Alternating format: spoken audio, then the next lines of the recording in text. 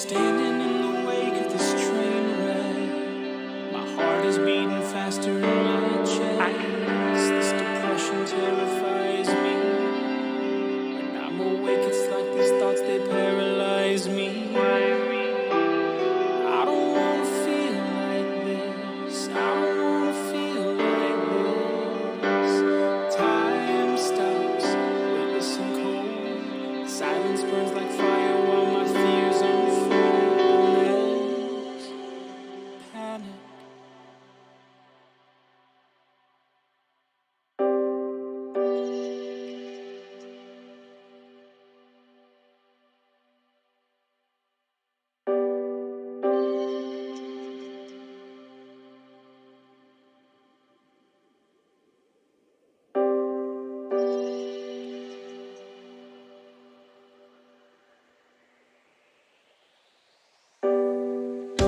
Tooth to my cheek, too hard to speak without you. Lungs drain to air. Life feels unfair without you. Come back to me. Don't leave me to dream about you. Dream about you. Dream about you.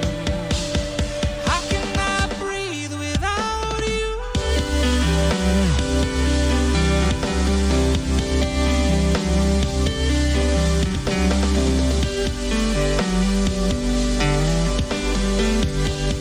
How can I breathe without you?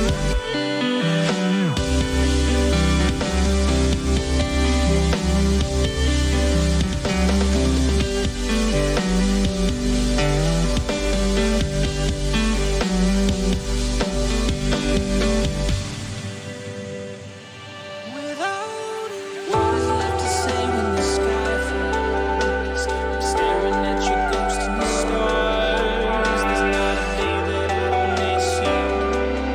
The feeling swelling overflow. It's like I see you, hear you.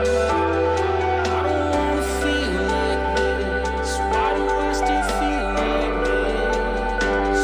Heart ripped out of my brain. I sit here talking to myself. I think I'm going insane. Tooth to my cheek, too hard to speak without you. Lungs drain to air. Life feels unfair without you. Come back to me. Don't leave me to dream about you. Dream about you. Dream about you. How can I breathe without you?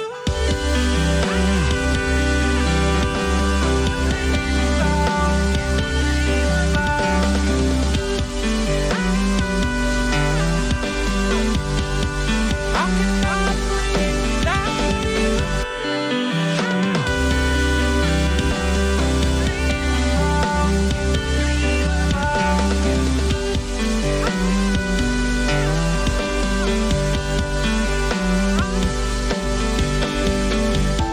The only way to fix this, the only way to fix this pain inside, the only way to fix this is a deep breath in as you say goodbye.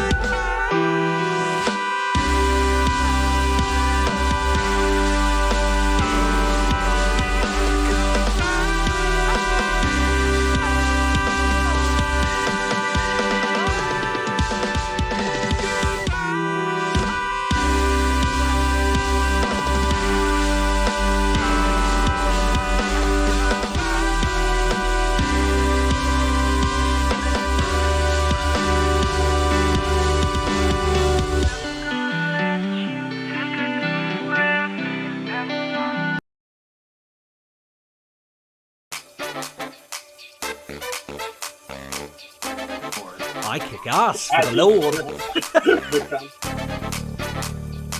What about me?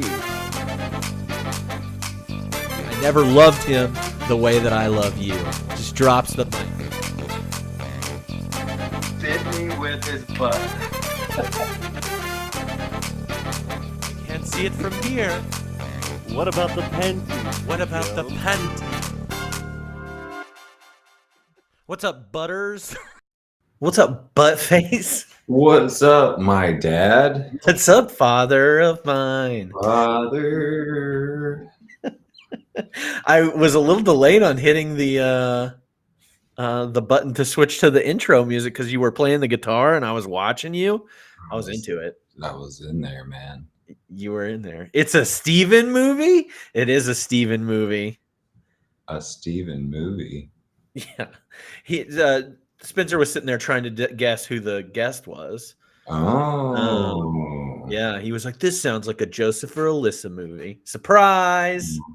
And this would have been a really good Natalia movie. An Italian movie. We still got to get her in here someday. Natty Madge. She doesn't want the heat. She doesn't want the heat. She doesn't want the heat. Well, welcome in. Before we get into it, I haven't seen your face in a while, and I just saw you with really short hair, and now your hair's kind of long. You look great. Thank you. I feel like the longer my hair gets, the worse I look, but I feel like the longer your hair gets, the more beautiful. I mean, you just I can get a nice like 5 o'clock shadow going. You look great, man. Thank you. I really appreciate it. That makes me feel good. You got some good light in that room of yours. I don't know. I can't get any light going on in this room. I just open up the shade of my window, so It's getting you so good. You look great. Thank you. I really appreciate it. Now I'm in the mood to do a great job. Let's do a great job. Let's just do a great job here. Let's get excited about movies. Let's get excited about movies. Let's get excited about movies from 1993. So let me go ahead and do a little bit of intro. Hello, welcome to 52/1993, the live movie conversation podcast where we discuss movies from the year 1993. I'm your host, Cody, and I'm joined by my co-host this week, Steven. Welcome back, Steven. If for whatever reason this might be your first time joining us, welcome in. We're happy for you to join us today. Just to give you a little bit of a rundown of what we do here. We watch movies. The concept is to watch 52 movies, as there are 52 weeks in a year, from the year 1993. I chose, important movies that were released this year by weekend releases. Doesn't matter if they're good, they're bad, or ugly. We talk about them all. And then we usually have a guest to talk about those movies with and go through some categories and talk about, what's going on in our lives and any movies that we've seen. So that's pretty much the premise of this. And this week we are going to be talking about the 1993 Disney Halloween, maybe Christmas movie classic, The Nightmare Before Christmas. So I'll go ahead and start. Steven, what are your thoughts? I know you've seen this movie before. I've seen this movie before tons of times. What's your experience, I guess, with this movie? Yeah, seen it tons of times. Been a part of the ongoing debate of, Halloween or Christmas movies. So I've seen it at both holidays, like throughout my life on TV. I feel like even, my wife really likes it. So once we got together, like the debate continued on whether should we watch it at Halloween or should we watch it at Christmas? Save it for Christmas. And the debate continues, I believe. I was thinking about that as I was watching it, and I tried to go in. I was watching with Alyssa, and I was like, I'm going to be as objective about this movie as possible because I feel like I don't want to watch it with the rose-colored glasses where I have this fondness for it. Also, still don't know whether I would consider this a Halloween or Christmas movie. I lean a little bit more towards Halloween. I think the consensus and even the people who took part in creating it, say Halloween. And I would say because of the theme of the characters being Halloween throughout, even though I hear the argument of it's only really Halloween-ish at that very first quarter of the movie. I mean, we're getting Oogie Boogie very late in the movie. So I would kind of lean the Halloween side of things. I think I agree too. And I think along with what you said, we have some scary elements in the movie that continue throughout.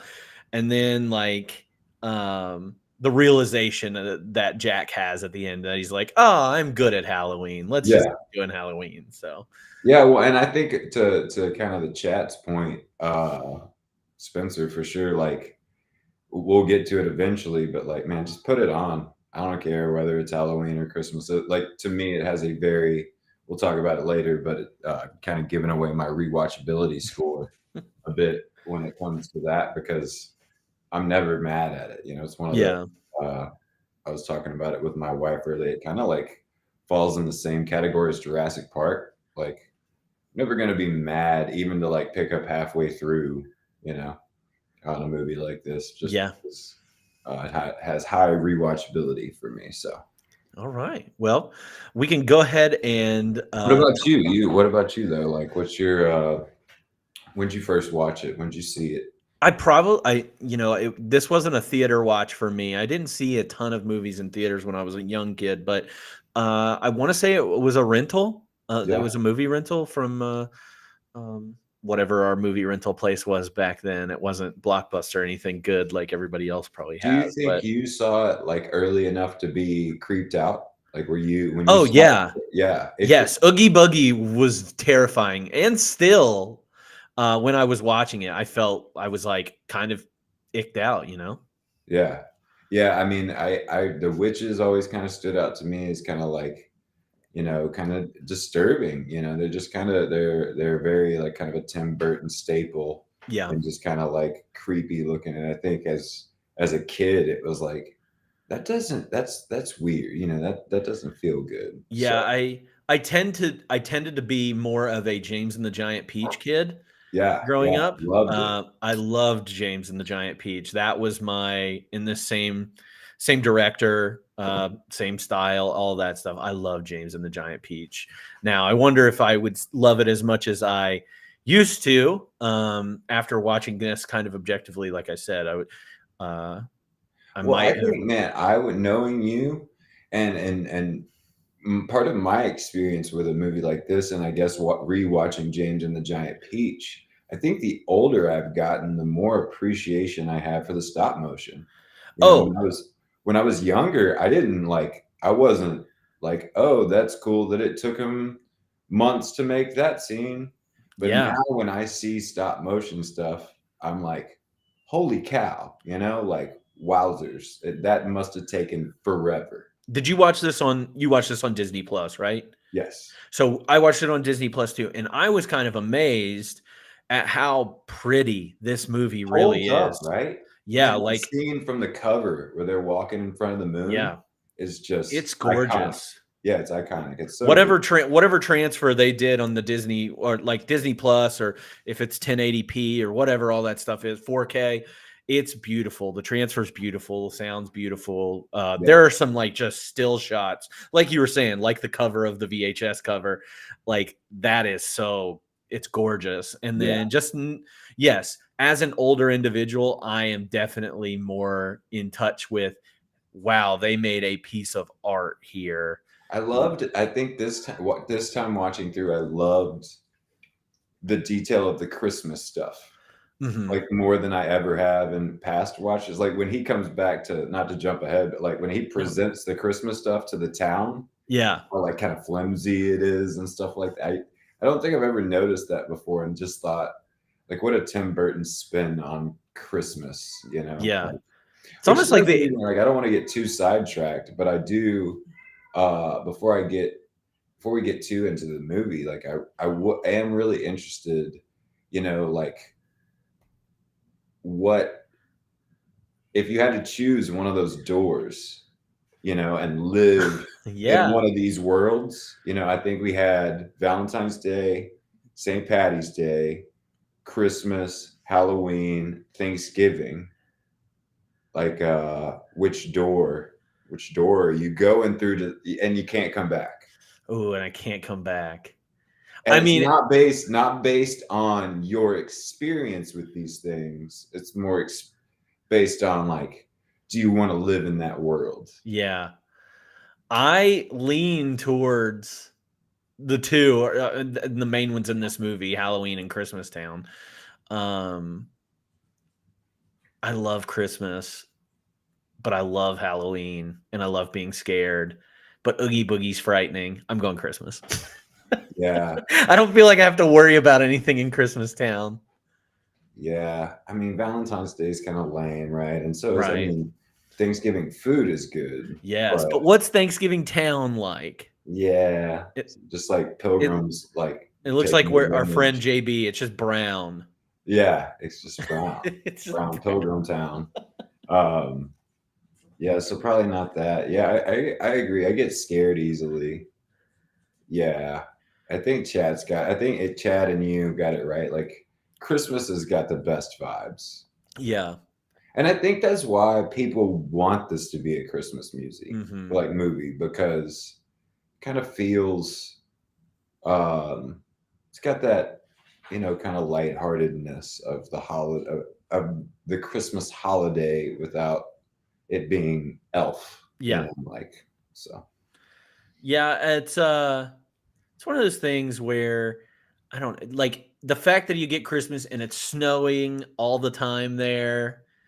That's one thing that when I it don't does- love when- the cold, so I don't know about being cold. But here's how I just in my mind, I justify cold if it is snowing. If there's no snow on the ground, it does not need to be cold outside. Okay. So That the is- snow makes it worth it. Yes, because I'm like, I like this. I understand it's cold outside when I see that. If it's a beautiful sunny day and it's 28 degrees outside, I'm confused and I'm mad. I mean, St. Patty's Day is not a bad choice because first of all, you get pretty decent weather probably, and then you just get to drink, right? Like That's true. They should make that movie. Yeah, The we'll get St. into- Patty's We'll Day. get into that. We'll get Okay. into that. Okay. All right. Let me go ahead and we can do more sidetracks and everything. Let me just go ahead and introduce the movie a little bit more. Like we said, Break her down. The Nightmare Before Christmas. It came out, limited run on October 13th, widespread run October 29th. So coming out around that around Halloween makes it more of a Halloween movie. Although Hocus Pocus came out in July and Die Hard also came out in July, and people say that's a Christmas movie. So it doesn't really matter about the dates, but whatever. This movie, contrary to popular belief about a lot of people that say that it is a Tim Burton movie, but Tim Burton didn't direct this movie.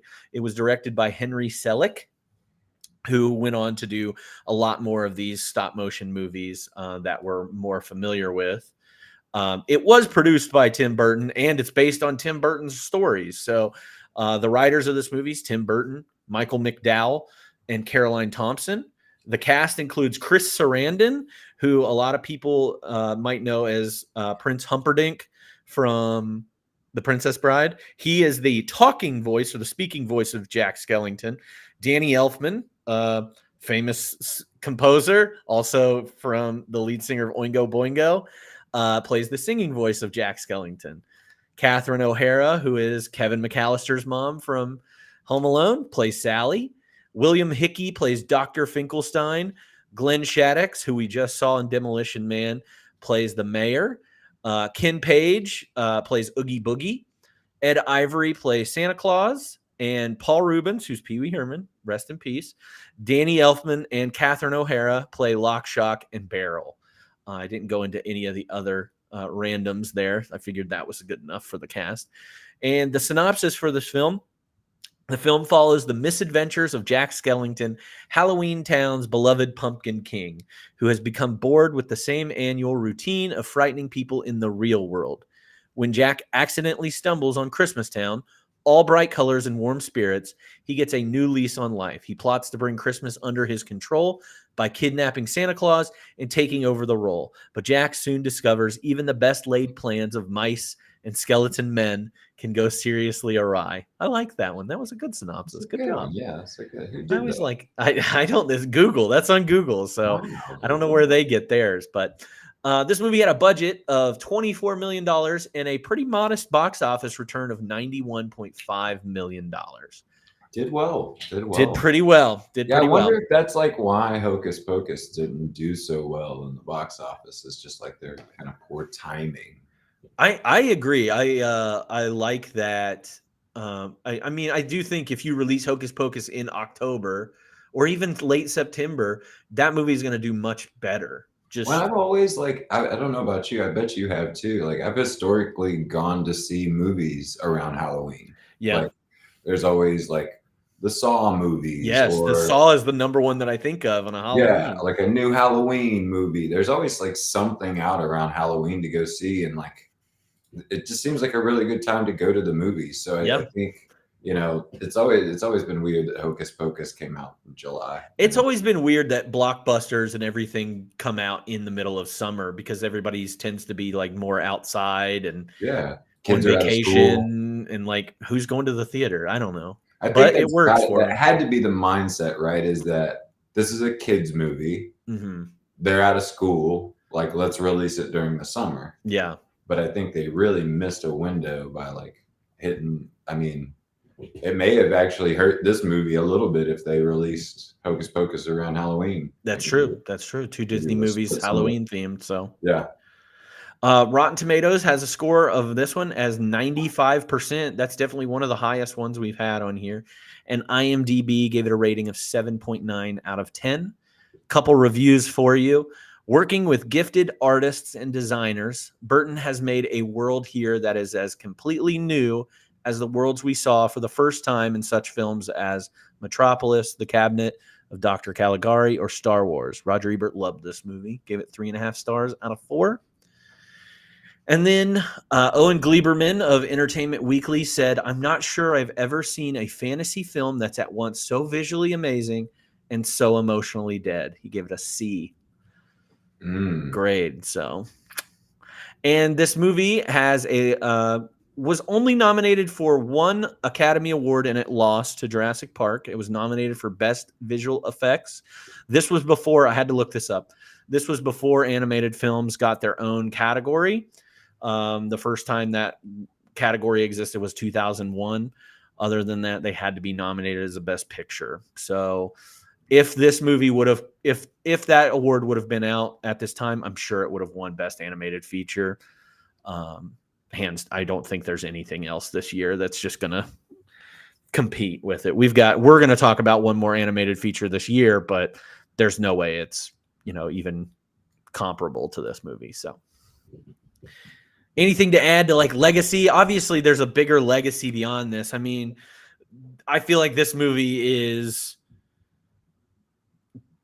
I don't even know, like so culturally a phenomenon, especially after it came, like with millennials, especially like style choices, people wearing Jack Skellington stuff all the time. I feel like Nightmare Before Christmas invented Hot Topic.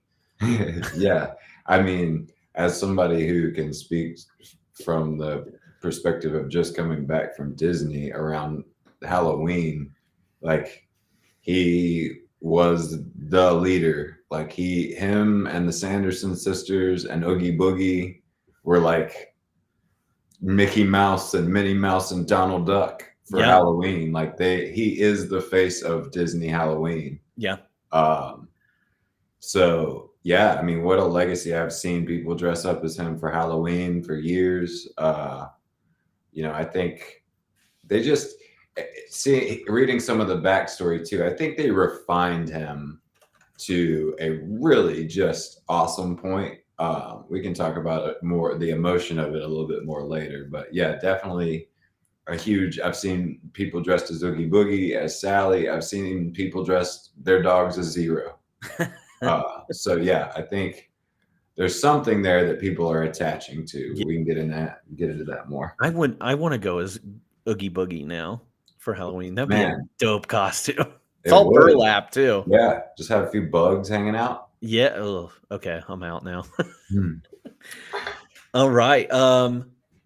Anything else you want to add to before we start through our like conversation topics and stuff?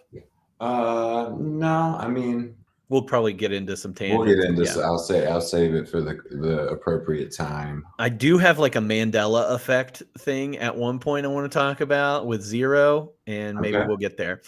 All right, so this movie, when it comes to like best scenes, I think their best split up because I didn't realize there's not a ton of dialogue in this movie. Upon my rewatch, it flows like a traditional like musical where it is Mostly singing. mostly singing. Yes, absolutely. It's like Hamilton, or I compared it to Les Mis, but Les Mis is an operetta. So, yeah, it's very, very minimal singing, which I was kind of surprised upon this rewatch, or minimal speaking, I should say. So I just split mine into like, what are the 5 songs that I really like? Because that's pretty much the scenes. Now, I did get my final scene is a little bit on mostly speaking parts, but definitely has some. So I'll let you begin. What are your go-tos? I mean, This Is Halloween, right?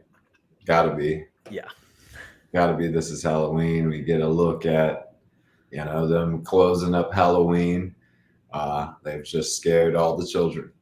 They've done all the Halloween things and they're singing about it.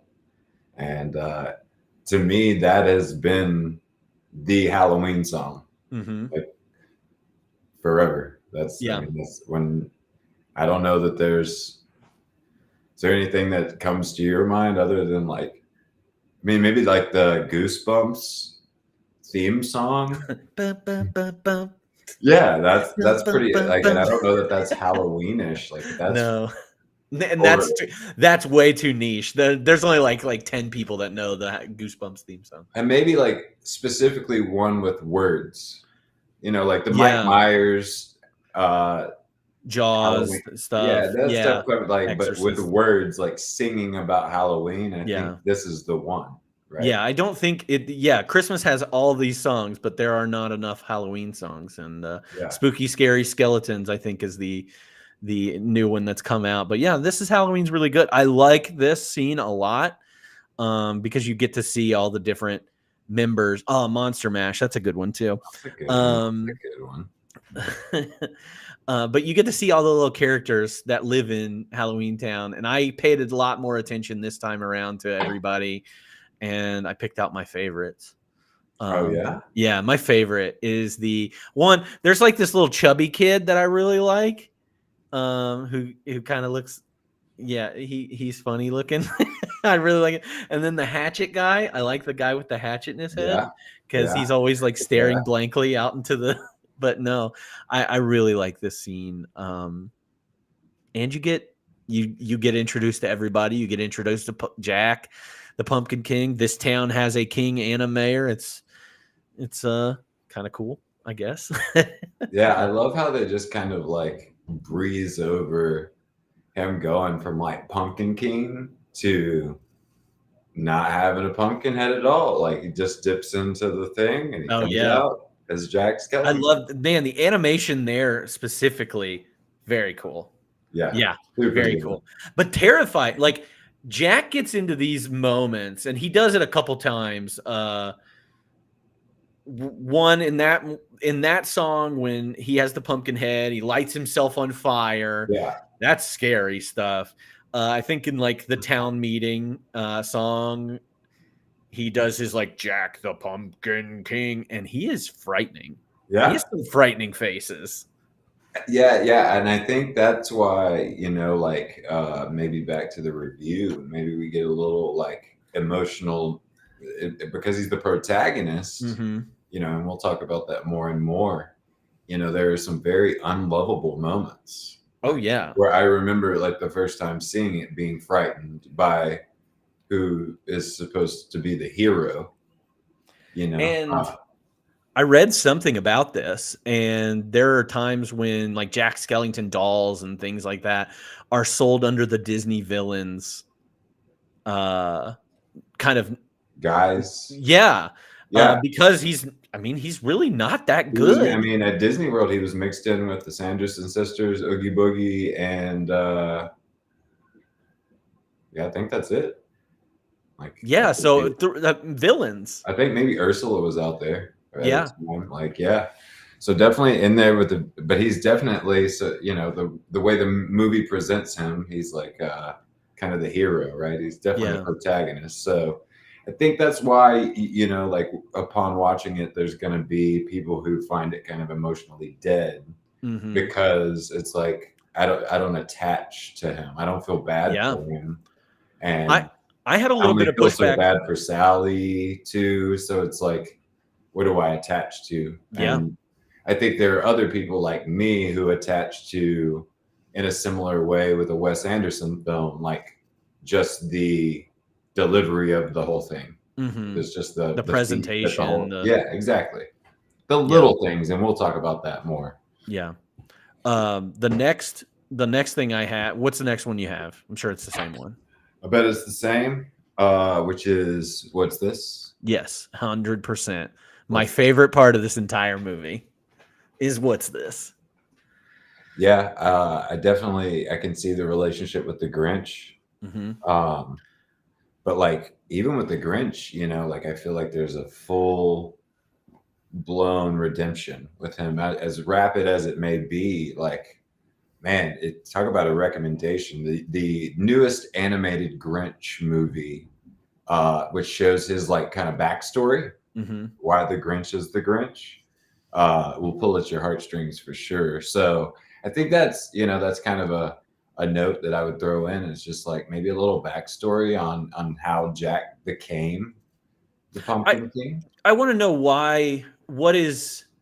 I would like to know a little bit more about why he has gotten to the point. Like, you, me, everybody in chat, we've all gotten bored with our jobs. We all have hated our jobs at some point, but I want to see a little bit more of that. Like, Well, I think that's an easy fix, even too. Like with that song, like mhm. I think instead of wrapping up one Halloween, you like montage it where they wrap up Halloween over and over and over Yeah, and over. yeah, that's a And good now one. he's sick of it, like Yeah. they're showing the last day as they're singing the song, just like kind of Groundhog's Day style. Hmm.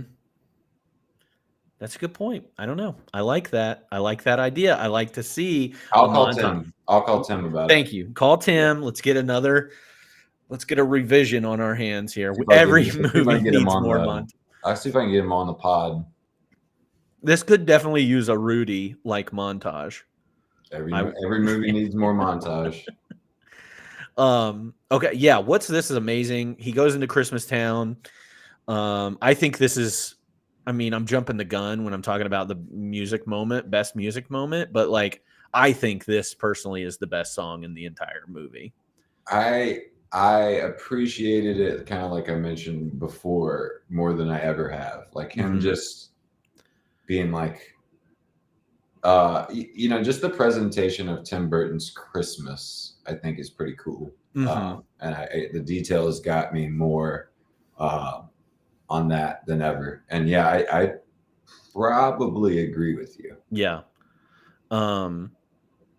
You get to see. I know. Honestly, you don't get to see too much of Christmas Town. Like it's just like this Just little. It's enough, but yeah. And then he comes back to. And they're super worried, man. Like that's what's. Oh that's yeah. I think He hasn't even been gone a day, and they freak out. Therein lies the humor that you have to like. That's what attaches me.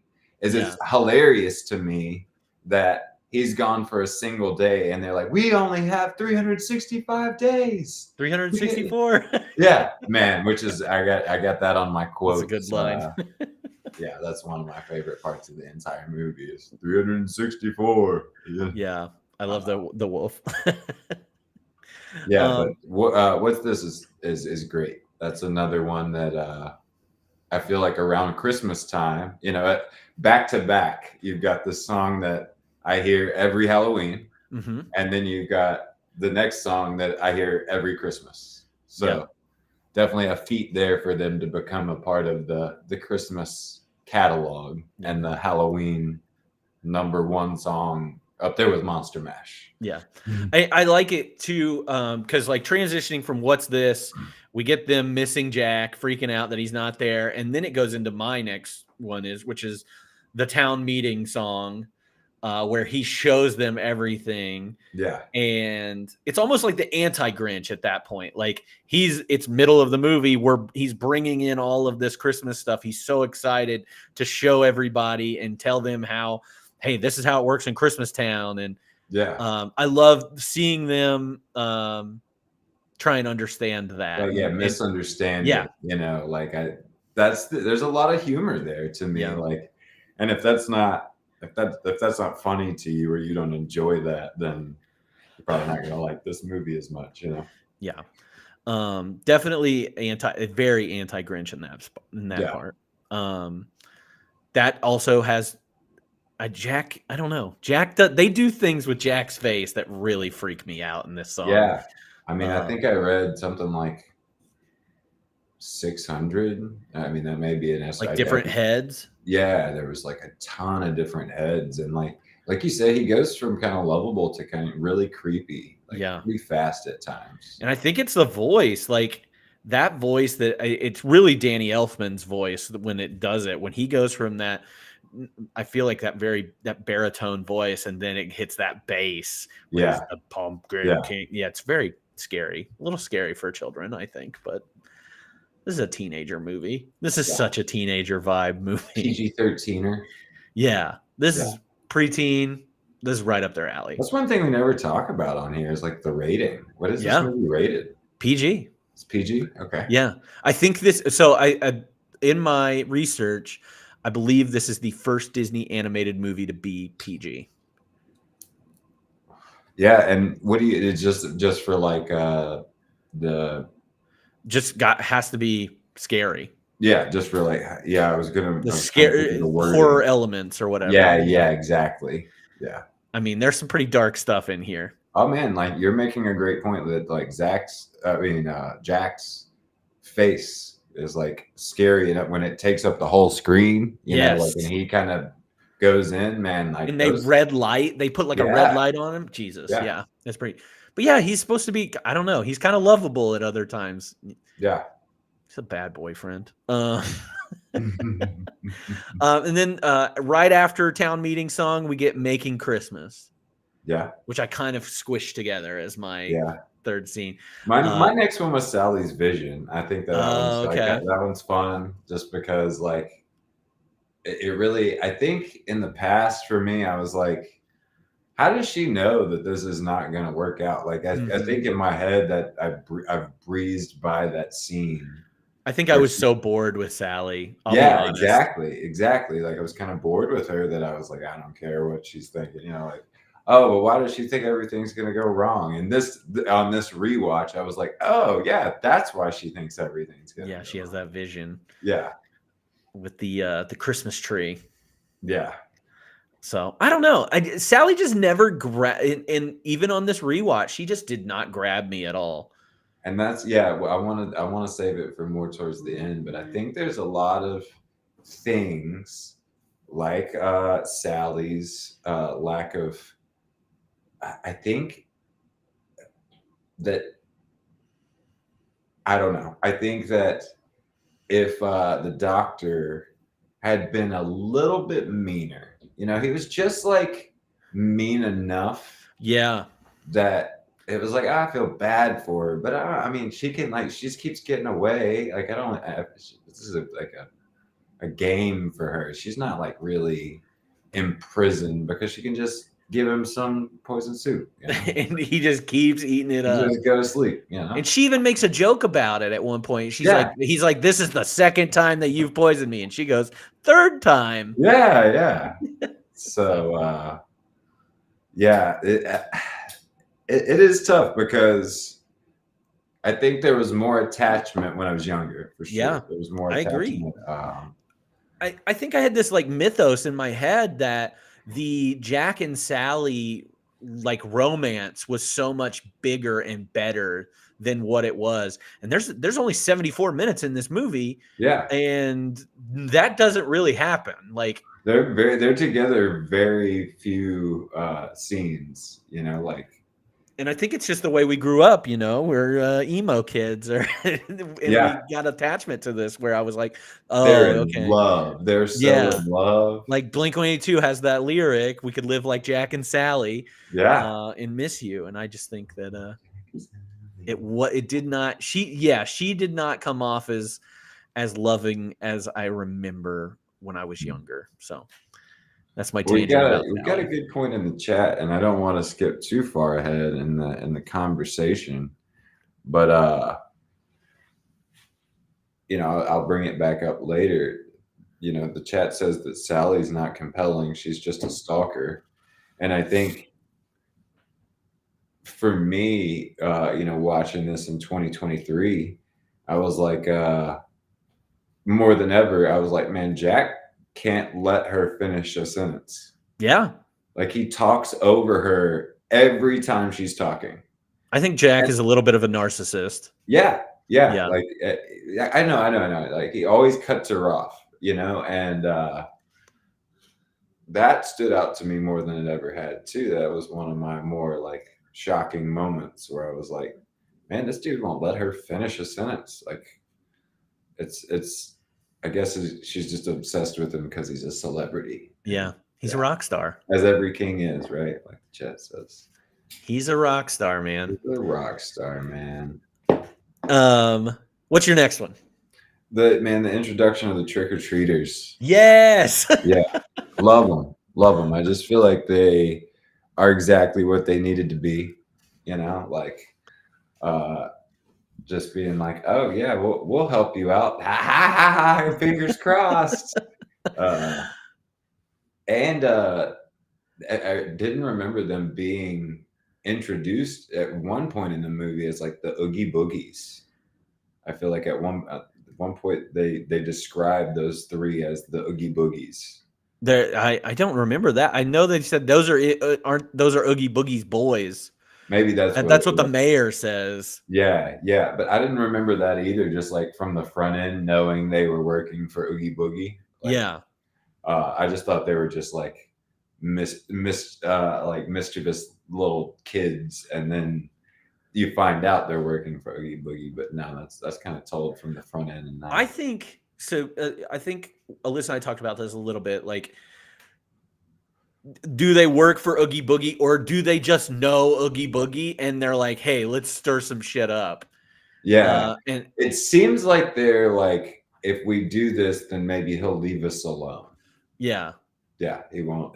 We won't be the target. Yeah, I think they just like to just mischievous little kids, like and treat, man. If you they're trickers, man. Yeah, man, they're trickers. They are not treaters. No, I really like them as characters. They may be nice guys. You never see them give them candy. If somebody would just give them candy, they might be real nice. That's true. Those are the kids every Halloween. Yeah, Agents of Chaos is a great way to think of Lock, Shock, and Barrel. Yeah, they're dressed up. They got their bags. Nobody's got candy. Nobody's got. It's in Halloween Town, especially. Come on, nobody's got candy. Of course, you're getting pranked. If nobody's got candy, I'm pissed. They're justified in their actions. Great costumes, And they get sent to kidnap Santa Claus. And they pick the wrong person. They pick up the Easter Bunny. Or Easter Bunny. I think that Easter Bunny is terrifying looking. Yeah. He's very scary. I got a question for you. Do they take the Easter Bunny back to Easterland, or do they take him to Oogie Boogie? I think he goes to Oogie Boogie. That's what I think too. I think those kids are little bastards. Yeah, they're just looking. I mean, I think they're getting a kick out of the fact, like once they realize they got that Easter Bunny is not Santa Claus. Oh yeah. I think they're like, okay, this is hilarious. They might have eaten. Yeah. And then I bet they go back to all those other doors and get everybody. Oh yeah, they're just picking up. Man, the Pilgrims deserve it. Yeah, of course, colonization. Yeah. Yeah, We're talking about mental disorders today. We're talking about colonization. This movie has it all, guys. Yeah. So they actually do kidnap the correct Santa Claus, and Jack's cool with it. That's the job he gave them to do. And when he needed his hat. He needed his hat. He did. He needed his hat. He took his hat. But I think Chat said it earlier. You can't commission kidnapping of Santa and not be a villain.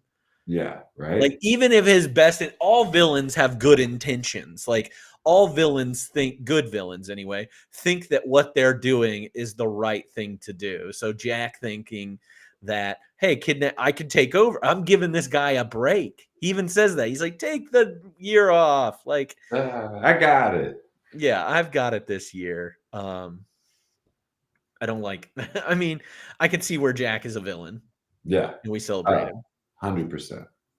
So, He's the most villainous protagonist we maybe get. probably, especially in a Disney movie, one that we're, supposed to celebrate and everything. Yeah. Yeah. Especially with the way it ends, like he has like the happy ending.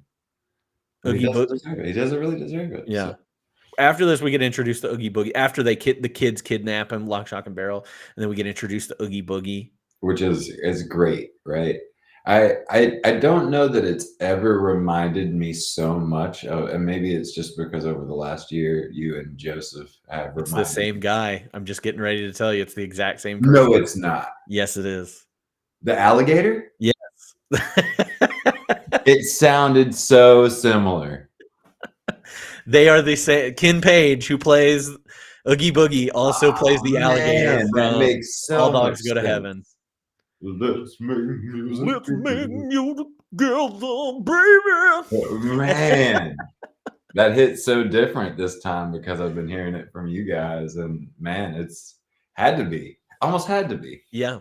The I only didn't other look it up. person I thought of when this came on was Audrey, too, the plant from Little Shop of Horrors. Oh yeah, Not the same person there, but I thought they sounded way more similar than the alligator. But then I looked it up and I was like, holy shit, this is the guy. This is the guy. The guy, This is my guy, the the alligator. dude, the best underwater singer of all time. It's so, oh man, I love that song. Everybody should watch. What's that guy's name? Help us Ca- out, chat. What's that guy's name? In real life? Or Yeah, the the guy. alligator's name? The alligator? No, the guy that sings for the alligator and Oogie Boogie. Ken Page. That's his name. Ken Page. Okay. Man, what a dude. What a Wow. dude. What a dude. Just Every two yeah. big numbers. Everybody go watch All Dogs Go to Heaven. Then you can have conversations like this about All Dogs Go to Heaven with me and Steven and Joseph. Yeah. Because those are some of the best conversations and some of the best animated pizza I've ever seen in a movie is in All Dogs Go to Heaven. So good. So good. So I love Oogie Boogie's song. I do, man. I think, what is it that makes Oogie Boogie so lovable? Right? I think he's the villain. He's the villain, yeah. But everybody loves Oogie Boogie. I think he's just. Well, it's that same type of thing with the alligator in All Dogs Go to Heaven. That pizza, man, the pizza that those little dogs eat is the best looking pizza I've ever seen in my life. I want it all the time. I want it right now. But no, I don't know. Maybe it's the jazz style song. He seems like he's having the most fun of anybody in this movie outside of what's this, like Jack discovering everything. He loves being Oogie Boogie, man. Yeah, he loves being Oogie Boogie, and he loves like his whole like gambling aesthetic to him. There's a little bit of like voodoo element to him as well. Yeah, I don't know. He's cool, man. No wonder those kids hang out with him. I mean, he probably gives them candy. This is about he is pretty like torturous to Santa Claus, right? Like that seemed like a bad time. Yeah. A bad time for Santa Claus. And so, poor Santa Claus didn't really do anything. He was just trying to check his list and knock at the door. Next thing you know, he's getting tortured by Oogie Boogie. I just think it's I don't know. Like, did Jack really expect those kids not to take him to Oogie Boogie? What were they going to do with him? See, that's another thing I think that's missing is like, why are these two rivals? Yeah, we need a backstory on Oogie Boogie because he's like banished. He's like banished. Yeah, like what? Why is he not wrapping up Halloween with everybody? Like he's super scary too. Like, and the way I feel like if you read about the plot of this, it's like they're rivals, but why? Yeah. It's just assumed and Because on Oogie Boogie probably kills people, and Jack just scares them. That's my guess. yeah. It's like Oogie was dangerous. Yeah, he's a little too far. Yeah, I mean, you kind of see that with the way he does Santa Claus, right? I mean, he's got those 3 like cowboy things that shoot guns at people. That's pretty serious. man, is that what all bugs are trying to do? It's just get together and be an Oogie Boogie. Get together in a burlap sack and torture us? That's what a lot of We can't let that happen. don't We let gotta the be bug, careful about how don't let much the bug uprising start. we gotta be careful about how much burlap we keep around here. You got to go to every white woman's house and get Man. all of her burlap. I am so anti-burlap all of a sudden. Don't go to a Hobby Lobby, man. It's bad. There's so much Oogie Boogie material there. Like, we need to put make sure that they have plenty of insect spray then. You know, it's got to be one or the other. No burlap or plenty of. I want to get rid of all insects. Yeah. Do we need them? I mean, yeah, kind of. For what? Be honest. We need like pollinators. Okay. But we can keep we'll keep the pollinators, but everything else, right? Yeah, I think so. I'm fine. Yeah, I mean, mean, I guess can the birds? We just need enough of the pollinators for the birds to eat. You know, whatever needs reptiles and stuff like that. They need bugs to eat. I want most of them to go away. Spiders? Can we keep? Yeah, spiders. Can just all this? We need spiders. I know some of them eat mosquitoes. Yeah, mosquitoes can go to hell. Yeah, but like, here we go. Here's the list. Ants, wasps, mosquitoes for sure. What do we need them for? Yeah, that's true. Because wasps good for absolutely nothing. We don't need them. What's next on your list? Failed Christmas. Yes, that's exactly what I have. Jack delivering the presents. Man, he just wants to try something new. Like, you know, like this is kind of one of the sad moments because he's been hitting the books. He did his research. Dude, he's been hitting the books. He's trying so hard. He's got the outfit. He's got the skeleton reindeer. He's got Zero leading the charge through the haze, you know? And it just... Let's talk on that. Let's talk on the haze. So Sally creates that fog that she's trying to stop him from going. Man, you know, I've seen this in a vision, you know? Why is she having visions, man? I don't know. I thought she was just a doll. Maybe she was trying to become conscious, right? Like as the brain was rewiring some things, she's like, good point.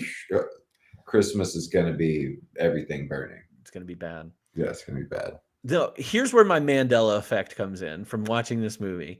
Okay. I could have sworn that Zero's nose was red when they were doing the Christmas part.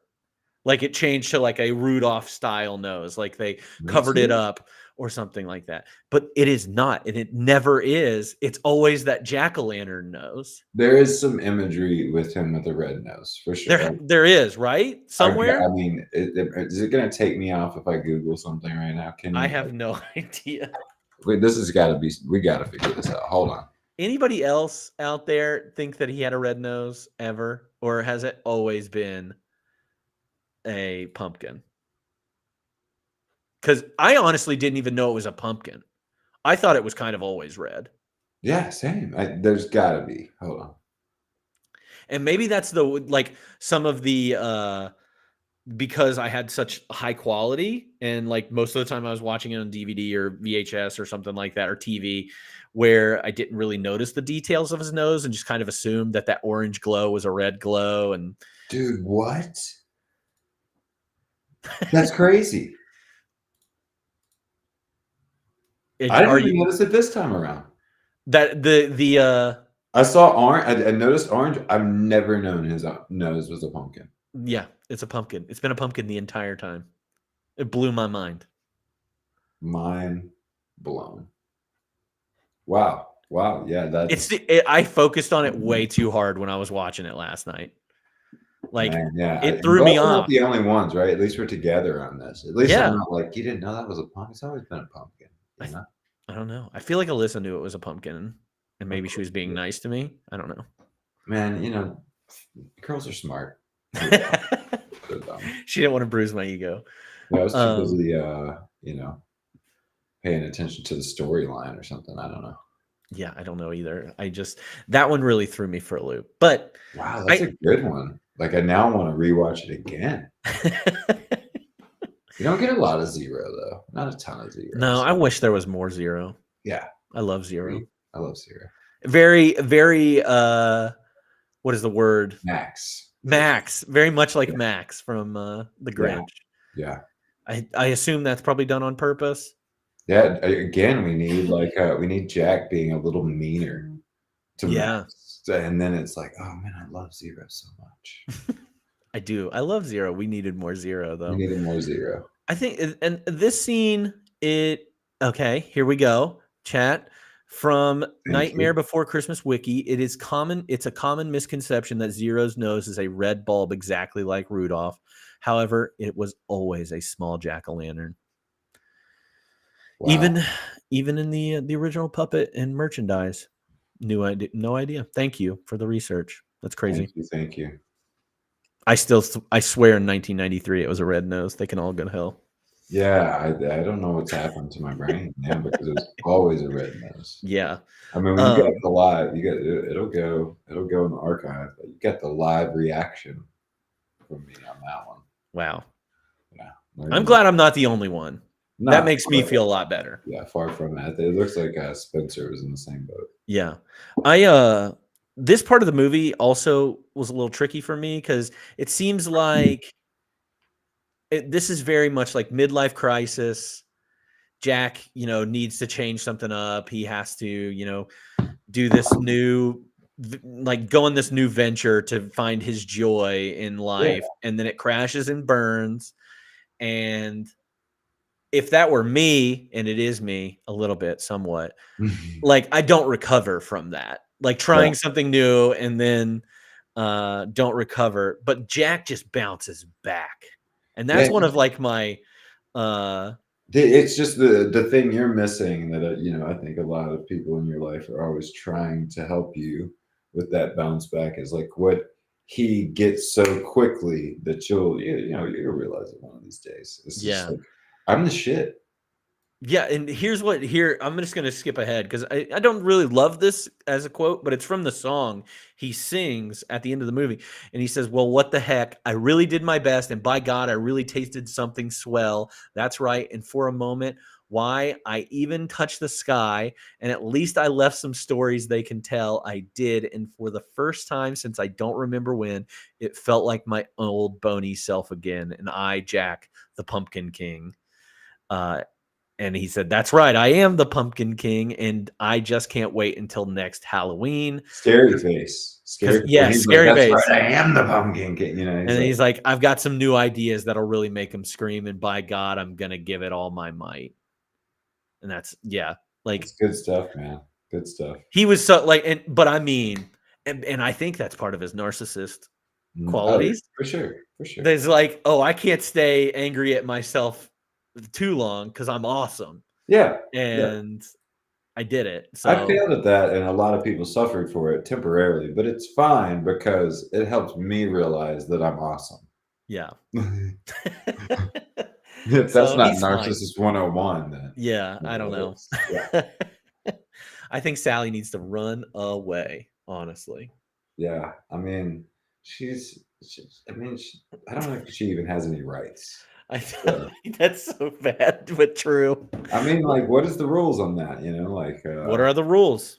What are the rules? What are the rules? Yeah, I think that's a victimless crime there. So, and then after all this happens, Jack comes back to Halloween Town.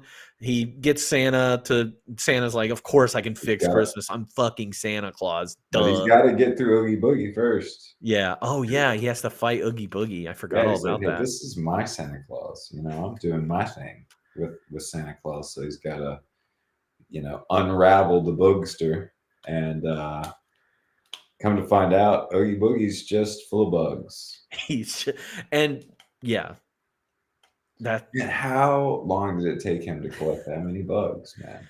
How does he become sentient at that point? Like, do these bugs all just agree to come together, I think it's like sew up the burlap? one burlap sack full of bugs, turning into an arm that catches other bugs, and then you just scoop them in, man. Yeah, I want to know where the brain of Oogie Boogie is.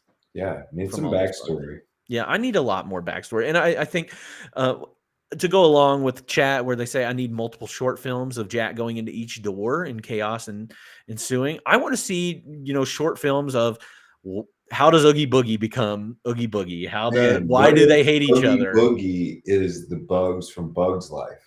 Oh, now we're getting meta. Yeah, dude, because they're at that time they make the bird no problem. The bird in Bugs Life. Oh yeah, I forgot about the bird. Dude, they could do that. Joseph, it made me think with just hive mind, man. They just were like, you're sick of these grasshoppers. They make themselves into Oogie Boogie. And then once the grasshoppers are gone, then they start torturing Santa Claus. I don't want to think about all these. Oogie Boogie is just the most elaborate 3 kids in a trench coat bit. Did you see Dot from Bugs Life, like at the top of Oogie Boogie, like, now get it? Like, these were all like larva things too, like worms and oh yeah, I think the snake was in there, at it coming out of his mouth. Oh yeah, the snake. Can't forget about the snake. But Oogie Boogie gets defeated. Santa returns. Santa goes back. Jack returns, and then we get Jack and Sally having their romantic moment, which Jack's I think like, hey, now that I'm not preoccupied, now that I'm not busy anymore, now that I have found myself, I'm ready, Sally. Yeah, take me, Sally. Take me, Sally. So that's my last scene is Jack and Sally. Same. We can live like Jack and Sally if we want. If we want. If we don't want to, we don't have to. We don't want to. I don't think it's a good thing. Yeah. Because I feel like, Sally's super dependent and Jack's a narcissist. I feel like we've established that, and that's probably not going to work out. And if it does, we're talking major abuse. I think 6 weeks.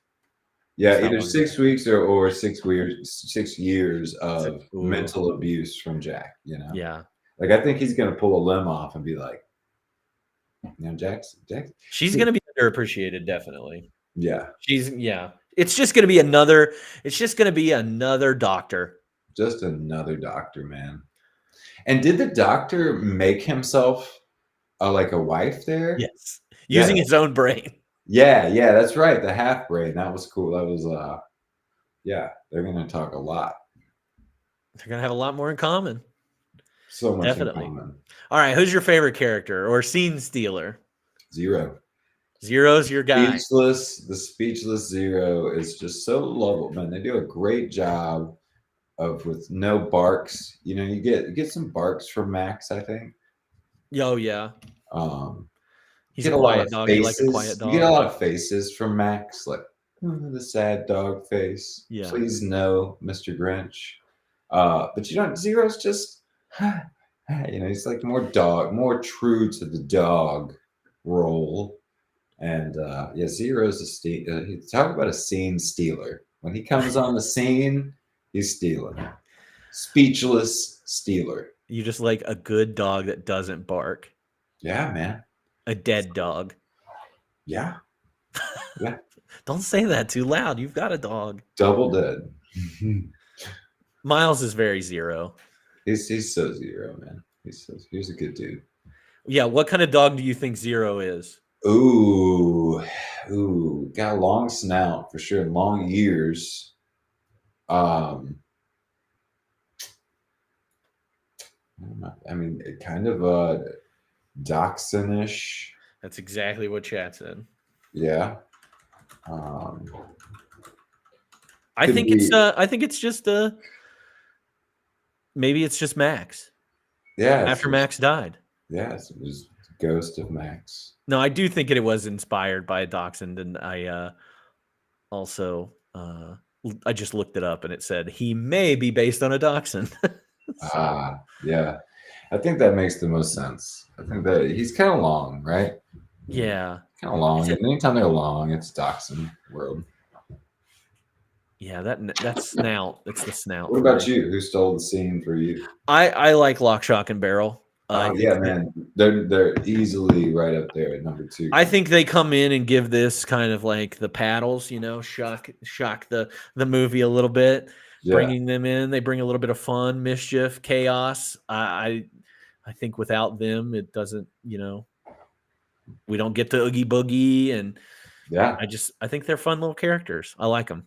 definitely fun. So, all right, favorite quotes or a couple quotes that really stood out to you. All right.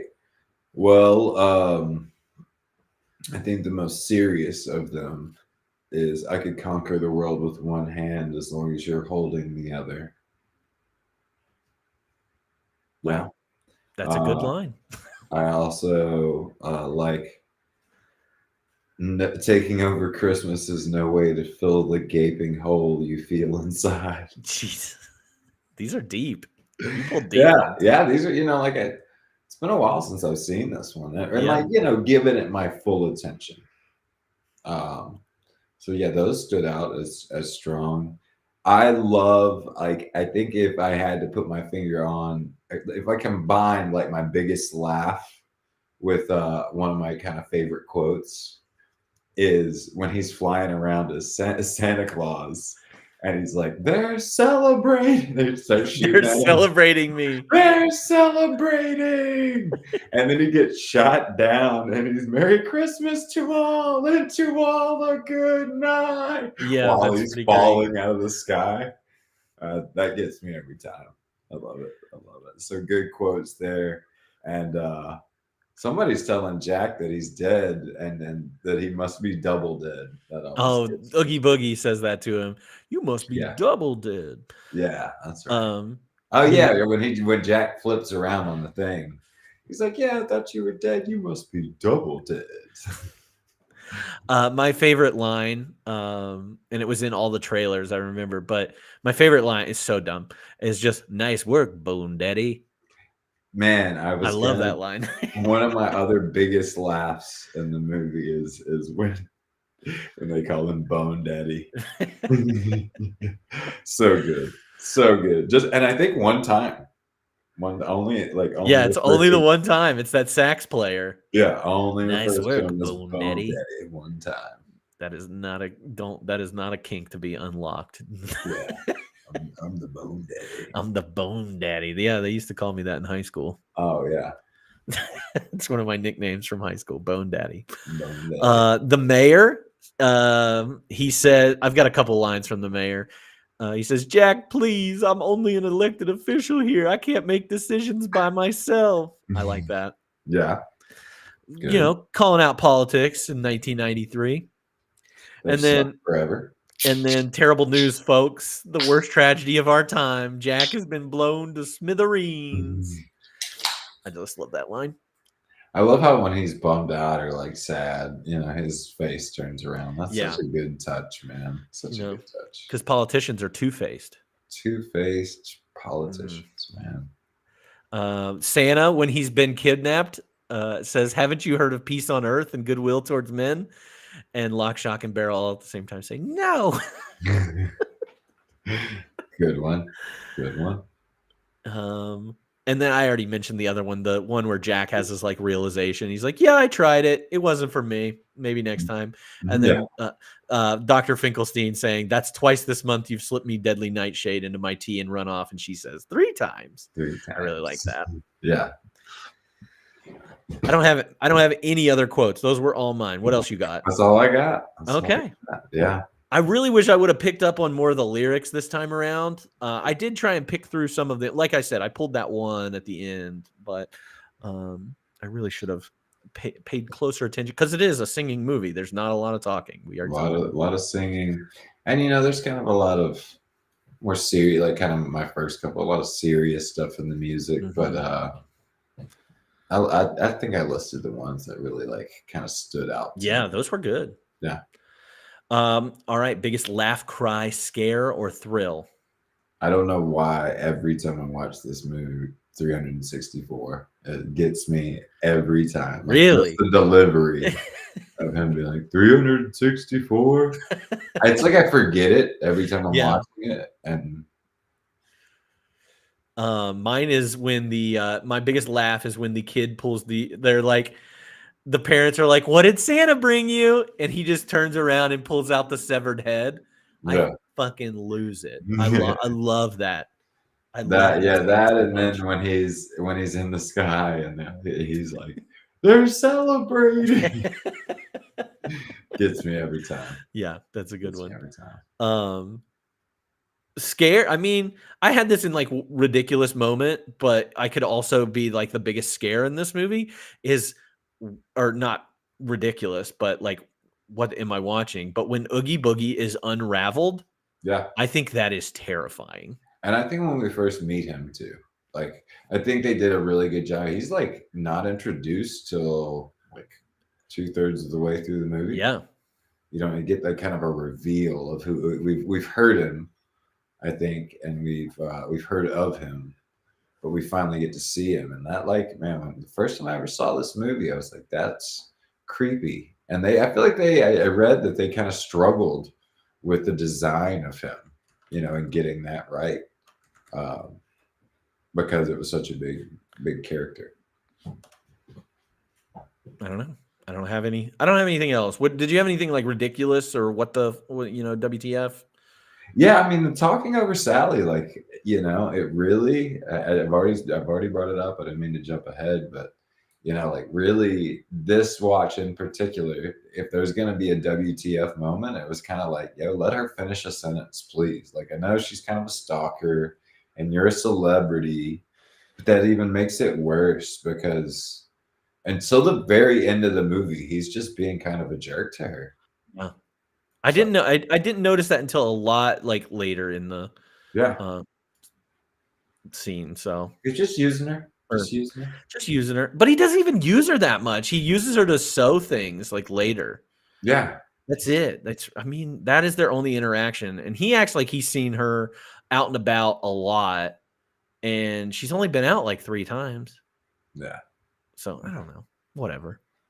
Okay. Best music moment. I already kind of spoiled mine, and I think that "What's This" is my favorite song of the entire thing. But It's that's right up there. for- This is Halloween, and what's this is I had "This Is Halloween" written down, but I wouldn't argue that "What's This" is better. I mean, other than to just get a rise out of you, because I feel like they're very, like I said earlier, they are in the arsenal in the archive of like songs that I will hear for each of those holidays forever. Yeah, they're but one is a Christmas song and one is a Halloween song. Yeah, which is, you know, like I think what makes the debate continue on what kind of movie it is. Yeah, I don't know. I think the music is. I mean, we didn't mention like 3 songs. We did kind of talk about like Sally a little bit, but there are a couple like slow songs in there that are okay. Yeah, there was way more music in this movie than I thought. I was waiting for this part in the conversation to talk about this, that you know, like I don't want to sound cocky at all, but I was so unimpressed with the music. Mm-hmm. And in this watch through, I just thought, had they maybe worked on like some of the rhyming, and like there's a lot of singing that just doesn't rhyme. Mm-hmm. It's like they wrote dialogue and just sang it.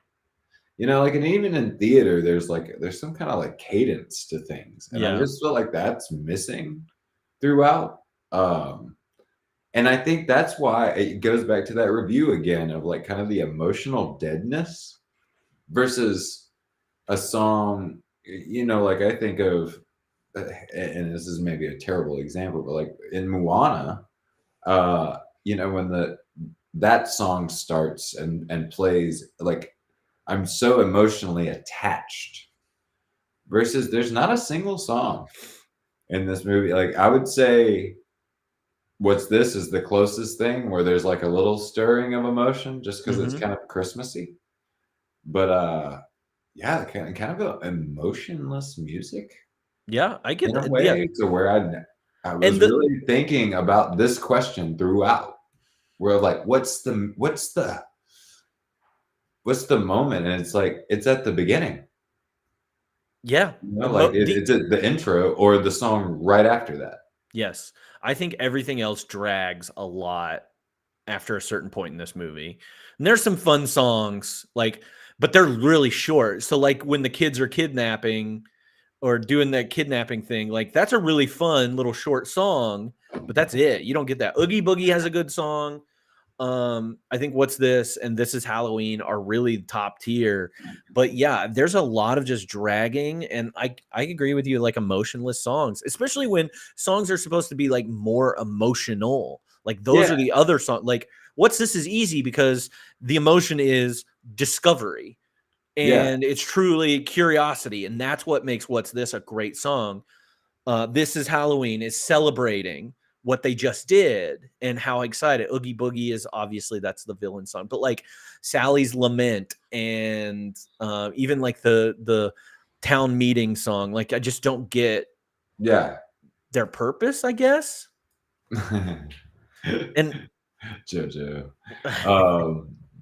Man, it makes a lot of sense to me too, you know, and not to jump too far ahead about fun facts, but just to throw a few out that I saw that make that very interesting and makes sense to me is that it was originally a poem that Mhm. was pitched in like 1983 by Tim Burton, right? Yes. It's all based on a poem, and then the music was written before the movie. Yeah, I've got that the fact pulled up here. It's just like he wrote Danny Elfman wrote the songs before there was a script to go off of. And So in those two songs alone, then you have like I can see hearing those songs and being like, that's a movie, right? well, yeah, and Chad, you know, Joe, I see you right. I can't believe we're talking about dragging in a movie that was less than 90 minutes long. Yeah, it was dragging. It's a 90-minute movie and it dragged for me. That's not good. Like, Because the best two songs are played within the first 10 minutes. So now yes. you've got 80 minutes of Yeah. yeah. I mean, I and don't get me agree. wrong, like the Oogie Boogie, I mean, there are good music moments, but it is not Disney level. In my opinion, there was no A Whole New World, Under the Sea, you know, like to me, the closest thing to like an Under the Sea Disney song is This Is Halloween. Like, Mhm. and it was creepy. It was creepy as a kid. I remember the opening song being like, whoa, Yeah.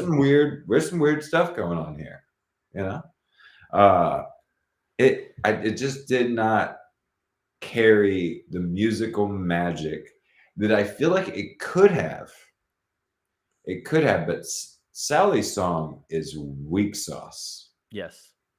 Big weak sauce. I think Like, I think the middle of this movie drags. yeah, I think that middle of it for sure. the middle is the And weakest part of this movie. I think it's I think the ending, the ending as well as that they're like, okay, he got Santa back on track. I guess he's with Sally now. You know, and like I guess because she's so stalkerish and he's a narcissist, he's like, I did it, and now I'm in love. Now we're in love. Yeah, agree with Spencer. I for think sure. I just think there were missed parts of this, and it's not, you know. And I think there was some big opportunity to do that. I think and I'm gonna hot take incoming, especially I know now that we're seeing JoJo's He's fired up. He's yeah, fired up. I love get it. lit. Let me just go ahead and light that fire fully. I just feel a full blown, and I saw a quote about it, so I'll back it up. Laziness with the music. I think that like what happened was before it was even put together, all these songs were written, right? Correct me if I'm wrong in the chat. That all the music was written before the movie. There's All of it, a lot of music was put together after Tim Burton was like shown sketches, or he showed sketches and drawings, and he would say, "This is how the story is going to be." And then the quote I remember is he would come back in a few days, 3 days later. 3 days later, yeah, exactly, and have a song. And it's like, that's not how you write bangers. Like, talk to Phil Collins about Tarzan and tell me he was writing those songs in 3 days. He might have been. I mean, we're talking now, talking Phil Collins, right? But so maybe, yeah. But I just don't. I felt I like the music. It's good. It's fine. It's fine. But after those first two, they needed somebody. Yeah, you're not lying, Spencer. All the way, like as ham as you can go, Phil Collins went on Tarzan. So to even compare it is like we're talking about the NBA and WNBA. Like it's not fair. So you just Phil Collins, yeah.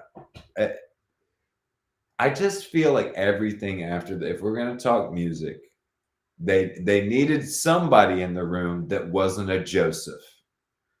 Okay, there was a room full. If we're gonna be honest, there was clearly a room full of Josephs, of certain garlets that were like, "Yeah, it's great, run it." And what they needed was a Steven or a Spencer to be like, "Hey, it's not good enough. Redo it." Whoa. Yeah. I don't know if I went that hard. I think everybody's entitled to their opinion. It reminds me of those guys going hard about like the Wicked Witch of the West. Yes, no, I get what you're saying, Joseph, and I'm not trying to pick on you or anything like that. I really just I got bored this time around with the movie. Oh, and let me be clear with this, since he's kind of picking at details, the stop motion is unbelievable. It's still to this day exceptional. But there's a difference between artistry and the creation of stop motion and the music tying to that emotion. Like that is being expressed in the characters for sure. Like Sally looks sad as shit through the whole movie, but the song is weak sauce. The Sally song is the low point of the movie. I kind of like what Alyssa says here. I think this is a really good point. I think part of the issue with the music is it's just Jack talking to himself. It's inner monologue. He's not singing about an event like a traditional musical or to someone else. It just, that's why it feels slow. It's stream of consciousness. I like that. I think that's a good point. And instead if he was singing like, "Man, I miss my parents," and just like enjoying Halloween before being the Pumpkin King, then there's a little bit more emotional attachment, right? But he's just like, that's that inner monologue. I just want to know when the last time anybody here pulled up Sally's song and was just like, "Yeah, I like that." Nobody. You're listening to two songs, maybe three. What I think you have the opportunity there too, right? What I think you have the opportunity in a very similar way as Jesse in Toy Story 2. You have an opportunity. Yeah, you have an opportunity to break hearts like Sarah McLachlan. Because at that point, I feel like you have an opportunity to make you fall and feel really bad for Sally. Right? Yeah, I think that a lot of times when you have these slower songs, you use a Hamilton or any other musical, the slower songs, those songs Spencer. push the story along and give you a little bit more. And I don't think like with a Sally song I don't feel sorry for Jack Skellington at all. Yeah. Or Sally, like with Sally, like I don't already understand the Jack and Sally dynamic because it's never really explored. They don't ever talk, and you don't even get that like unrequited love thing between them. We're just kind of made to say, yeah, it exists. They love each other. Sorry for Jack if he's got eyes. I don't know. That's all that's missing, right? Was just eyes. That's all he's missing is eyes. And Spencer, you're wrong about Jessie. She's awesome. But But we were so on the same page, and now you're just out. you don't want to be on Spencer's page. I promise you, Oh, you God. don't. I was surprised that we even liked a movie at the same time, and he still shit on the movie last week. He liked that movie, and he shit on it. So no, okay. I would love to. I mean, just throw it in the chat there, Sir Garlet. What song for you? If you He were likes on- Making Christmas, and I think that is a middle of the song or middle of the movie song. And I don't have a problem with Making Christmas. I just don't think it's as strong as I used to think it was. If you were in here right now, what would be your music moment to be like the convincer? It's like that movie's got the sauce, you know, like, and it can't be the first two. And we'll move on, and you just go ahead and answer that question, if you will. Yeah. We'll just move on. Let's move on. Let's do it. I didn't put anything for most dateable or F, Marry, Kill because I think that is not. Sally is clearly the most dateable. I don't even like Sally. She has weird movements, and like I don't like her arms and legs. They're weird to me. I'm out on Sally. Well, maybe it's just a weird part of who I am inside, and this may be a confession, but like, you know, she had like Popeye arms. It was extremities that could come off. That could be kind of cool, right? Kind of cool to do some stuff with. No, I'm out. You don't want to just. I do like the Betty Boop reference or whatever, where she's like got her leg in Oogie Boogie kind of thing. I like that. That's very funny. A good use of her being able to detach herself. I love that a burlap sack full of bugs was still like, man, that leg. He was horned up, man. He was horned up, man. Boned up, even. Bone daddy. Boned up. All right, who do you think gave the best performance? Because this is where Joseph might get mad at me. Like, are we talking about a vocal? Are we talking? This is when I got to this. Is what character? I think it's just best. I think it's just best performance overall. Like, you think this person or this whoever involved did the best they could. I guess I don't know. Oogie Boogie. Okay, I like that. The guy, Ken Page, Oogie Boogie. I said Danny Elfman. Okay, yeah, I mean, definitely, yeah. Because I mean, just obviously, I think his style and when he's singing as Jack, like I think he's really good. So especially now that I know it was the alligator from. Oh, you're sold on the alligator. Oh man, let's all just meet at a nice place and meet back with the alligator from All Dogs Go to Heaven. Please, can we?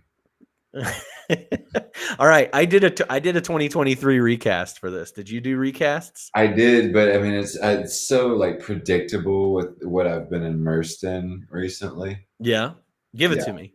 So like you know what I've been listening a lot to on my drives. I've been traveling a lot recently, and I've been listening to a lot of a podcast. Oh yeah. And so that really drove. I mean, like one of those guys is extremely musical, and we're talking the It's Always Sunny podcast. Mm-hmm. And love to hear a Jack Skellington, Charlie Day recast. Interesting. I mean, anytime I can get Charlie to sing, I'm in on it. Yeah, it would be interesting to see him try to stay low. You know, his voice is kind of on the higher. That was the only. It's very scratchy. Yeah, very scratchy. So I think it'd be interesting to hear him go low. I think back then, you know, after hearing Johnny Depp's performance in Sweeney, that it would be kind of cool to see him do the voice of Jack as well. But that's pretty much all I had for those two.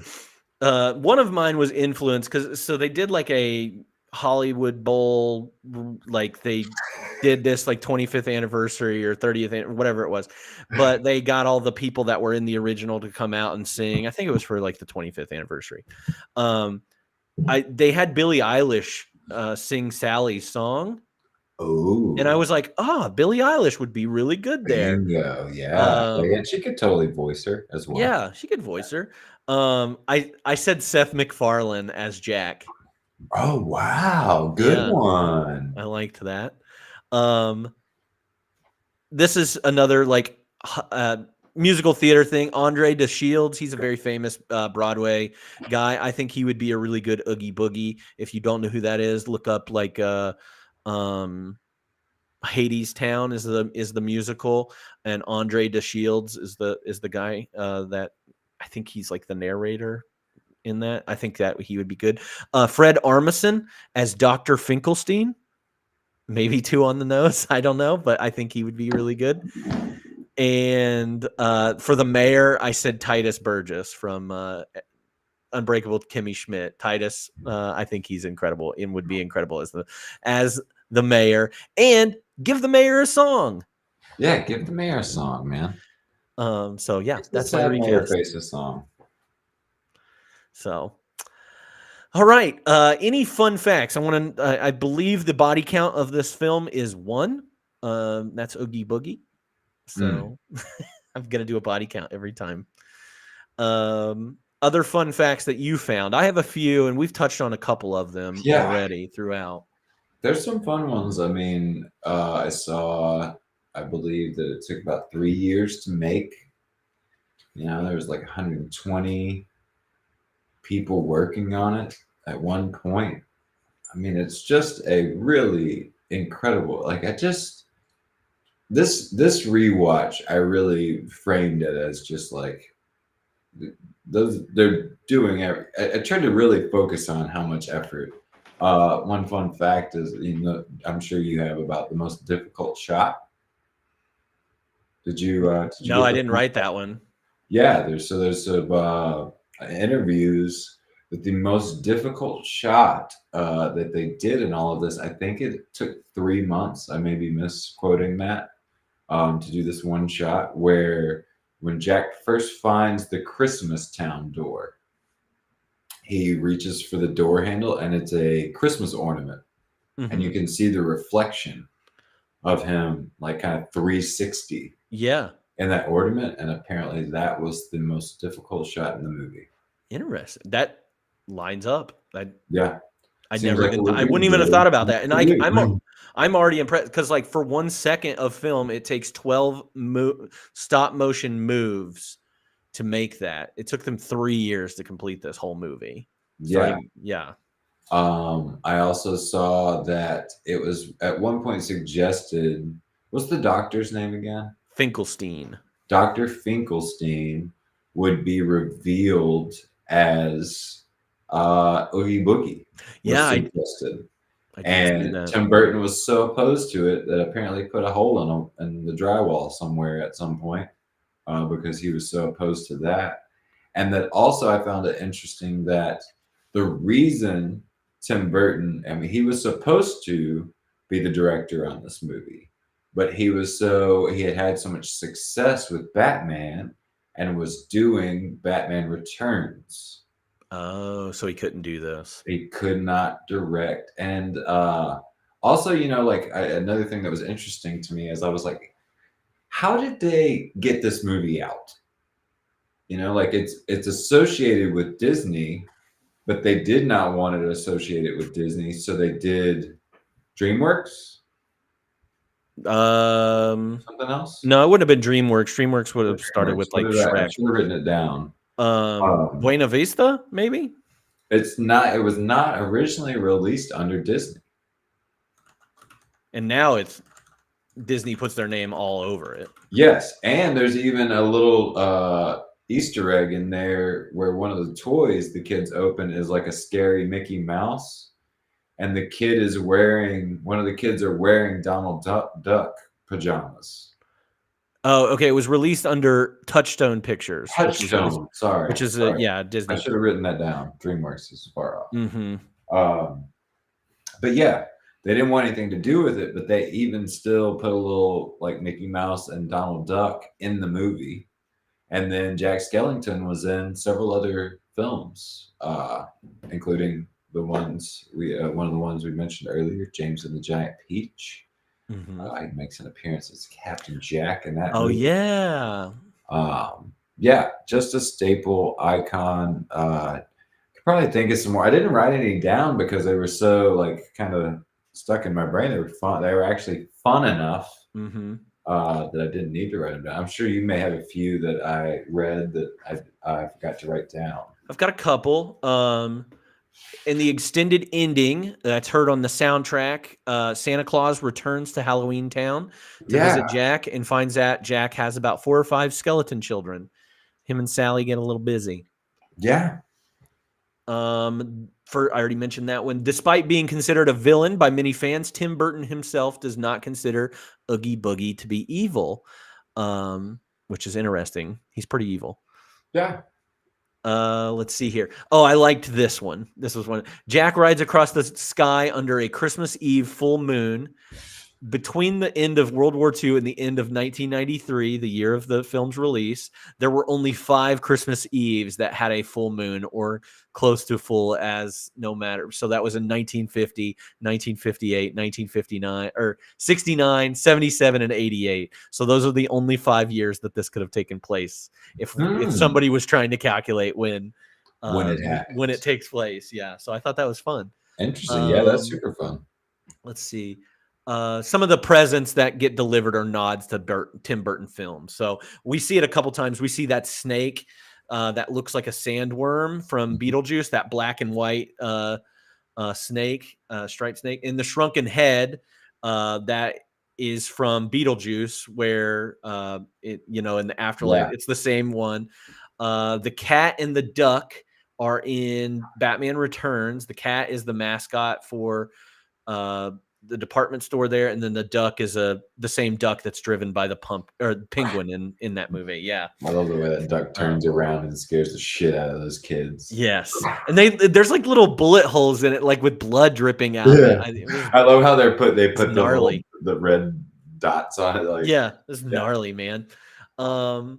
Yeah, so that's all I had written down that we hadn't already kind of went over. So. Yeah, that's a lot of good ones. I don't remember any others. All right. So I feel like we've shit on this movie, and I feel like we have said some good things about this movie too. Maybe you're kind of, when I watched this, I'm fairly recent too. You watched it today. Yeah. Like, I just didn't. I don't know.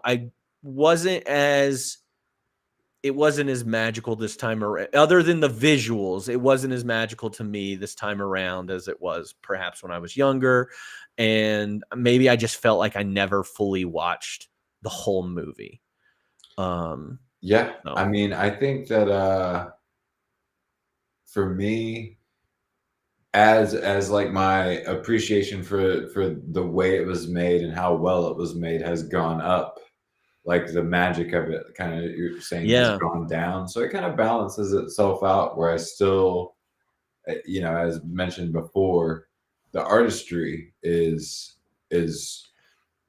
something special. Yeah, I feel like if you do a really good Sally song, and you kind of like you said, give the mayor a song. Yeah. There's just some really, I think there weren't enough people in the room to say this is not good enough. Mm-hmm. And had there been, this could be one of the greatest like stop motion films of all time. Mm-hmm. But because the music feels a little lazy, like it's a little, it's like if they'd have brought somebody else in, which I think, I can't bring up any names by any means, but I think they would have brought somebody else in to kind of like redo some of the music. You've got a 5-star movie because it's a great concept. I guess one of the other fun facts I saw was that it was kind of born out of going into a store and seeing Halloween and Christmas shit at the same time. And it's like, Halloween hasn't even happened and there's already Christmas stuff out. And like, I think I like that. I like that. That's where it stems from. I think that's it's a great movie and could have been phenomenal. In my mind, had the music rhymed better at times, and just been better at times. Just been better. Like, you needed a Phil Collins on this one. You need Oh my gosh. So if you could pair this with any movie, what would you pair it with? I want to know yours first. I want to know what direction you're, because there's directions here, right? You can either go with the Halloween, you can go with the Christmas, you go Tim you Burton. can go Tim Burton, you can go with stop motion. Yeah. So Right. I went a couple different places, and I actually think I came up with a better one when we were just talking about this movie. I think this movie pairs well with Monsters Inc. You're seeing this asshole. Look at this. I think he's great. Oh, Oh my gosh! Make sure you run your operetta to make it good, y'all. Whatever. Anyway, I think this actually pairs really well with Monsters Inc. You've got that alternate world. That's kind of, hey, let's change the way we do things. Let's not scare children anymore. Let's, make them laugh. Laughter is more like, I don't know. I think that kind of pairs really well with this. did not cross my mind, and I love that one. Yeah, That's a I think good that one. Like, I didn't think we did. We just named like a couple of different directions to go, and I didn't even think about going like with the theme. Yeah. Of like scaring kids. Yeah. No, I think that's a That's good, great, that's great. like this Monsters Inc. almost operates in a different side of Halloween Town. Like, yeah, like in the multiverse. Yes, Yeah. it's the same thing, and like that's how they transport to the real world. I don't know. I thought that was kind of cool. I went with like Wizard of Oz as like a Wizard of Oz more along the lines of she thought this place was like wonderful and great, but there's no place like home. Kind of in the same way that Jack, wanted to do Christmas, and Christmas was all he could think about. And then actually what was the thing that they wanted the whole time was, what he had originally. So the black and whiteness. And then I was thinking about like that midlife crisis thing, like that Jack is going through. And I thought of like Secret Life of Walter Mitty, that gets him kind of out of his comfort area. So I'm so impressed with you. thank you. I mean, like, I feel like the things that I do best on this is when I recast people and when I do these like pairings. They're like my favorite parts. When you see that the meme of the iceberg, like you went way down here, and I went like above the water. No, but I mean those, like, I just want to think about things because like easily I could have said James and the Giant Peach is a great one to compare or go with this one. And it is Wizard of Oz. That's a great great answer. I went super above water, and I said Corpse Bride. Yeah, and I've never seen Corpse Bride. Oh man, it's so good. Like if you like this one, if you like this one, similar. Like there's not a song. I would say this one's got better music. Like because you got those two slappers at the beginning, but here we go with the chat, where I'd also recommend like a Coraline. I think that if you can kind of slow down and appreciate the stop motion of all three, like that they're all enjoyable. We were talking about earlier how it really shows the skill level of what's the other guy's name that did Coraline. I think it's still I don't even remember now that Joseph was throwing it out there when we were talking about it. It's so it's the same director, Henry Selick. Selick, that's the name I was looking for. That it really shows, just to kind of summarize the conversation we were having earlier, just the cleanliness of his stop motion, and how it doesn't need the like kind of gross or edgy puppetry to get across the point the way that some of Tim Burton stuff does. But yeah, I think Corpse Bride, man, you gotta watch Corpse Bride. What are you doing? Yeah, I do. I want to watch it, and I want to go back and I want to watch James and the Giant Peach too, to see if I have the same kind of reaction that I did to this film. Is like, oh, I loved this movie so much when I was, a kid, and like even into my teens and 20s and stuff like that. I want to know if I have that same reaction to James and the Giant Peach, because I loved James and the Giant Peach. That was. I was about to say, like, if you thought 20 years ago when you first saw both of these movies, like which one did you like better initially? James and the Giant Peach 100%. For me. Like This- I love James and the Giant Peach. Yeah. This one was always cool. Like it was the Halloween movie, but James and the Giant Peach, I'm with you. Maybe that's something we'll talk about in our personal lives. Yeah. We'll rewatch it, James and the Giant Peach. What else? Did you have any other movies? No, I didn't. I think that also Edward Scissorhands would be a good watch.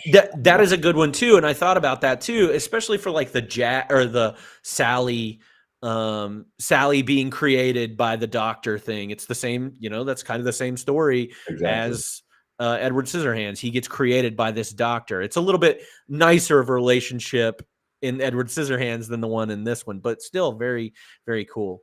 I've never seen Monster House. I've heard it's a good movie, but yeah, I don't think I've seen that one either. So that's why I didn't. That's why I didn't pair them up. That's why I didn't pair them up. I didn't pair them up because I hadn't seen it. So I'm not everywhere all at once. Okay, rewatchability rating. What'd you give it out of 5? I mean, this one's getting a 4.5 for me. Oh wow, 4.5 because, like I was saying earlier, I don't care if it's on. Like I will always be okay with watching it. It falls in the same.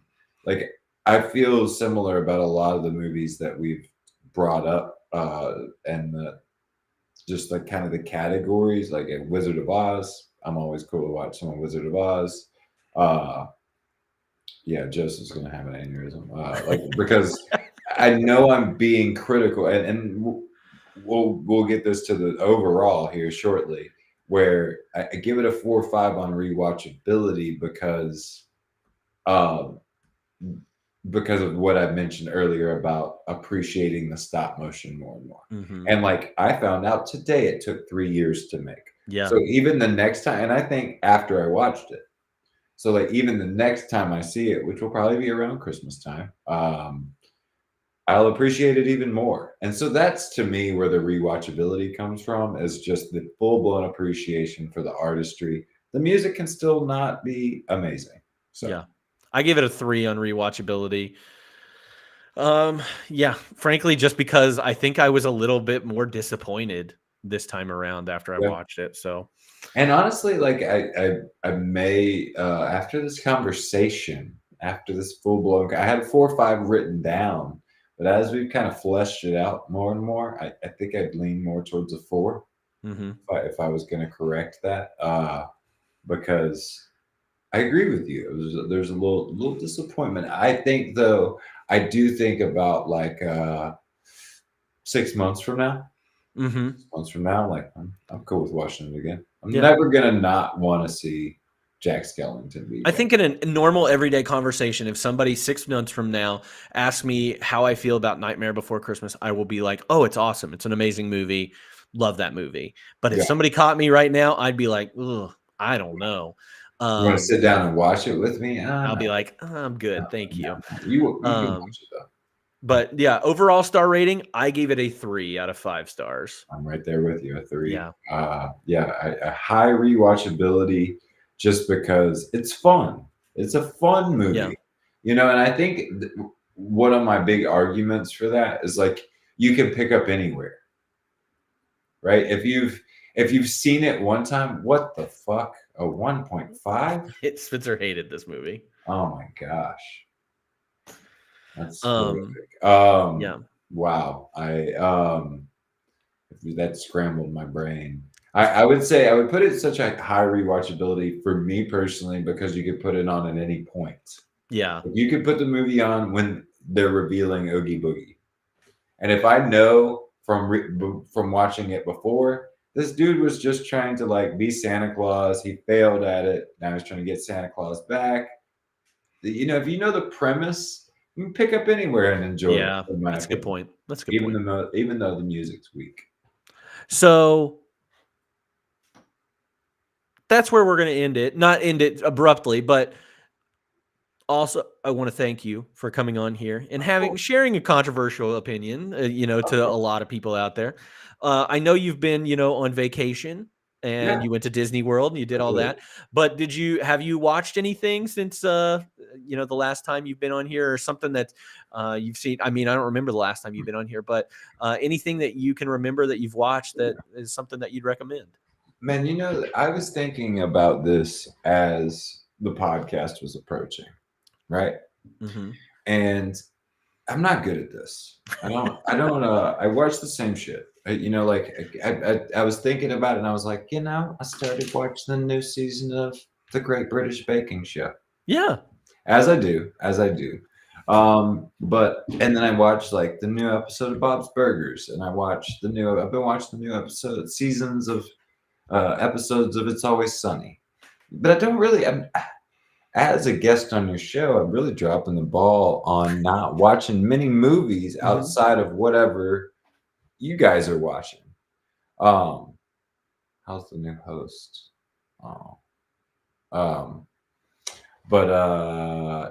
Yeah, I was just thinking that maybe I could give a music recommendation. Yeah, I'm absolutely. always listening to music, and one of my favorites this year is Pool Kids. Cool Kids, like the rapper. Oh man, Cool Kids was cool for sure. I said Pool Kids with Cool a P. Kids. Yeah, it's they're a really cool band. I listened to them a lot this year. I've seen them at least once, and really liked their album. Okay. I think it's called It's Physics, Baby. Pool Kids, yeah. Cool Kids.